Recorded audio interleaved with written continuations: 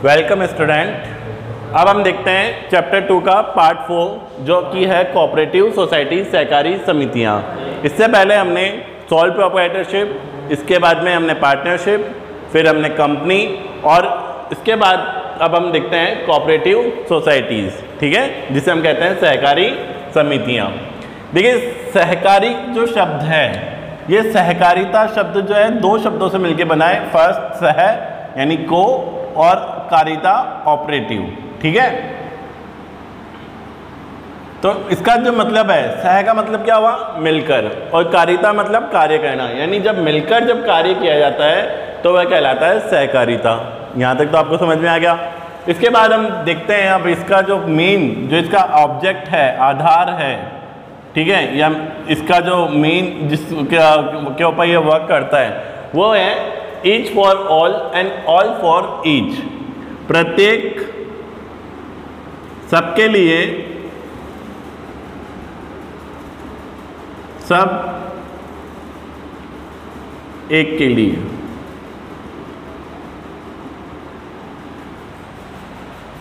Each for all and all for each, ठीक है। इसके बाद इसके अंदर जो एक्ट लगता है वो एक्ट लगता है सहकारी समिति अधिनियम 1912, द कोऑपरेटिव सोसाइटीज एक्ट 1912, ठीक है। तो ये इसकी कुछ मुख्य, मैंने 3 आपको बेसिक बातें बता दी हैं, ठीक है, जो इसके मीनिंग में भी आ सकती है। इसके आप चाहें तो आप इसको एक्सप्लेनेशन के बेसिक तौर पे भी आप इसको समझा सकते हैं। अब हम आगे देखते हैं कि सहकारी जो है, सहकारिता जो है वो है क्या। सहकारिता एक तरह से एक वॉलंटियर का मेंबर्स जो होते हैं, यानी कि स्वैच्छिक जो मेंबर्स हैं वो इसके अंदर आके ज्वाइन करते हैं या वो एक कोऑपरेटिव सोसाइटी बनाते हैं। इसके पश्चात वह अपने ही सदस्यों को एक तरह से जो है लाभ देते हैं कम मूल्य के ऊपर, ठीक है, यानी बाजार से कम मूल्य के ऊपर चीज़ें या वस्तुएं जिस भी प्रकार की सोसाइटी है वो उसको खरीदते हैं और कम मूल्य पे अपने ही सदस्यों को उससे फ़ायदा देते हैं, ठीक है। इसके अंदर अब हम सबसे पहले आप देखते हैं इसकी विशेषताएं, ठीक है, या इसका नेचर और कैरेक्टर, ठीक है। सबसे फर्स्ट आती है इसकी वॉलंटरी मेंबरशिप, स्वैच्छिक सदस्यता। इसके अंदर जो सदस्यों के अंदर जो इसके अंदर के जो सदस्य होते हैं वो सदस्य कम से कम जो हैं उनके ऊपर किसी प्रकार का प्रेशर, किसी प्रकार का बर्डन नहीं होता। ऐसा नहीं है कि किसी जाति विशेष से संबंधित हो या किसी धर्म के संबंधित विशेष हो, ऐसा इसमें नहीं होता है। कोई भी व्यक्ति आकर इसमें अपनी स्वैच्छिक सदस्यता को ग्रहण कर सकता है, ठीक है। अब वो सदस्य कितने होते हैं, मिनिमम 10 मेंबर्स, ठीक है, यानी इसके अंदर जो मेंबर्स की जो संख्या है वो कितनी है, 10 है। इसके पश्चात अब हम देखते हैं इसका लीगल स्टेटस, यानी इसकी वैधानिक स्थिति। देखिए वैधानिक स्थिति के लिए मैंने आपको बताया था इसके अंदर कौन सा एक्ट लगता है, सहकारी समिति अधिनियम 1912, ठीक है।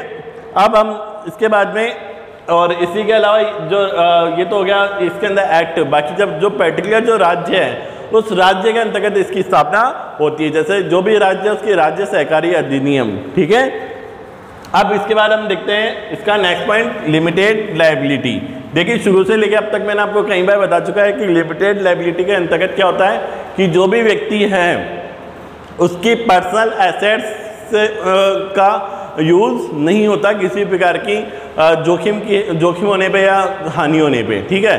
तो यहाँ पर भी जो सदस्य हैं उनके द्वारा जितना योगदान दिया गया है सोसाइटी के अंदर, यानी उनके द्वारा जितनी कैपिटल लगाई गई है उसी कैपिटल तक ही उनको अपना जो लॉस है या भुगतान है वो करना होता है। इसके अलावा उनकी पर्सनल एसेट्स को यूज़ नहीं किया जाता।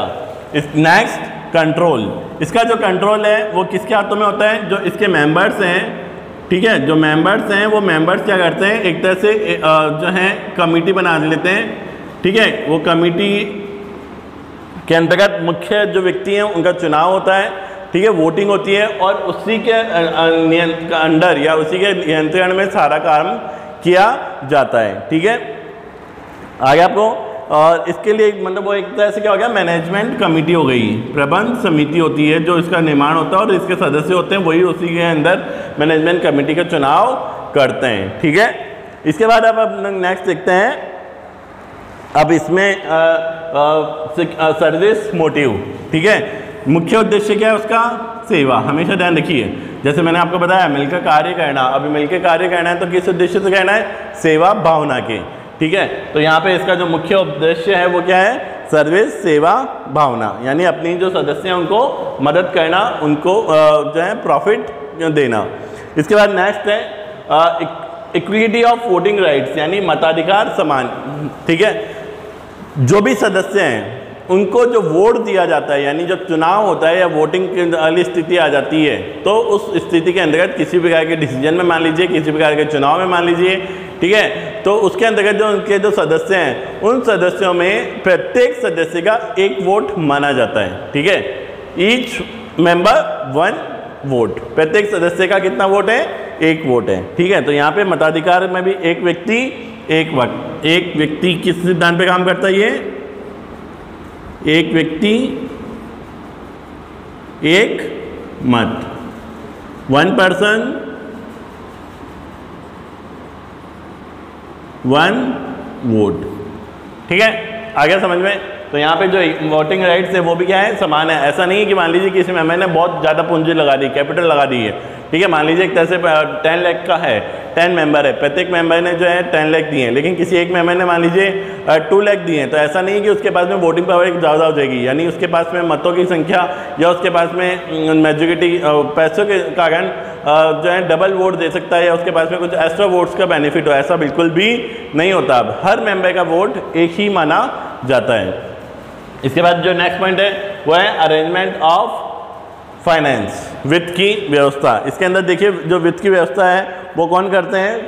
मेंबर्स ही। ठीक है, मेंबर्स, जितने भी मेंबर्स हैं उन्हीं के द्वारा वित्त की व्यवस्था की जाती है। और वो जो वित्त होगा वो किस रूप में डिवाइड होता है? इनका शेयर्स में, यानी जो सदस्य हैं वो अपनी कैपिटल को किस में बांट देते हैं? शेयर्स के अंदर, जो हर व्यक्ति उसको खरीदता है। इसके अलावा और कौन सा सोर्स है? गवर्नमेंट लोन, यानी सरकार भी क्या करती है? इनको ऋण की उपलब्धता करवाती है। इसके अलावा सरकार के द्वारा क्या दिया जाता है? सब्सिडीज, यानी अनुदान। तो कुल मिला के इनके पास में फाइनेंस की व्यवस्था कहाँ से होती है? सदस्यों के द्वारा दिए गए पैसे जो हैं वो शेयर्स के रूप में, सरकार के द्वारा लोन दिया जाता है, और इसके अलावा सब्सिडीज, अनुदान दिया जाता है। ठीक है, आगे आपको समझ में? तो अब हम देखते हैं इसी के बेस के ऊपर इसकी मेरिट्स और डिमेरिट्स। ठीक है, देखिए इसकी सबसे पहली जो मेरिट्स है यानी लाभ है वो क्या है? Easy formation.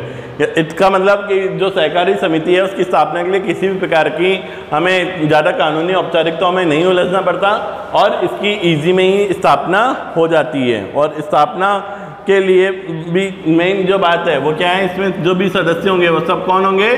एडल्ट, यानी वयस्क। ठीक है, नेक्स्ट स्टेबिलिटी, स्थायित्व। अब देखिए जितने भी सदस्य हैं उसके अंदर सदस्यों का आना और जाना लगा रह सकता है, यानी सदस्य अपनी इच्छा से आ सकते हैं और अपनी इच्छा से, यानी दे में ज्वाइन एंड दे में एग्जिट। ठीक है, आ गया? तो यहाँ पे जो स्टेबिलिटी जो है वो कंटिन्यूटी सहकारी समितियों की बनी हुई रहती है, और इसके अंदर जो मेंबर्स हैं वो इजी गोइंग में आ जाते हैं और इजी गोइंग में एग्जिट भी हो सकते हैं, और नए मेंबर्स भी इसमें जुड़ सकते हैं। ठीक है, इसके बाद जो नेक्स्ट पॉइंट है वो है डेमोक्रेटिक मैनेजमेंट, प्रजातांत्रिक प्रबंध। देखिए इसमें जो इसके जो प्रतिनिधि हैं, जो रिप्रेजेंटेटिव है, उनका चुनाव बाकायदा कैसे होता है? वो वोटिंग के द्वारा। ठीक है, और लगभग जो सभी सदस्यों के इसके अंदर जो है वो व्यक्तियों, यानी जो मेंबर हैं, कमेटी है, उनमें जो अध्यक्ष होते हैं, ठीक है, उसके अंदर जो अलग अलग तरीके से जो, जैसे इसमें जो है एक तो जाता है इसका प्रेसिडेंट, ठीक है, इसके अलावा इसमें एक हो जाता है आपके जिसे हम कहते हैं वाइस प्रेसिडेंट। ठीक है, इसके अलावा इसमें एक हो जाता है आपके सेक्रेटरी जिसे हम सचिव कहते हैं, और इसके अलावा इसमें एक हो जाता है आपके खजांची जिसे हम ट्रेजरी कहते हैं। ठीक है, तो इस प्रकार से इनका जो चुनाव है वो किसके द्वारा होता है? वोटिंग के द्वारा।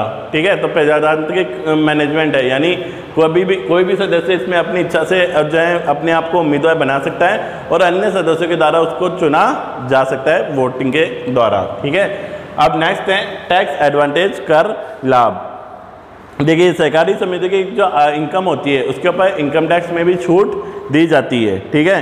और इनको जैसे स्टैंप ड्यूटी हो गया या इसके अंदर रजिस्ट्रेशन फीस है उनमें आदि पे इनको छूट दी जाती है। Next supply of goods at cheaper rate, यानी सस्ती दर पर वस्तुएं उपलब्ध कराना। क्योंकि जो समितियां हैं वो क्या करती हैं, ये जो समितियां होती हैं वो क्या करती हैं कि सीधे जो है थोक व्यापारी यानी जो आपका होलसेलर है या मैन्युफैक्चरर है उनसे सीधे ही ये क्या करती है वस्तुएं खरीद लेती है।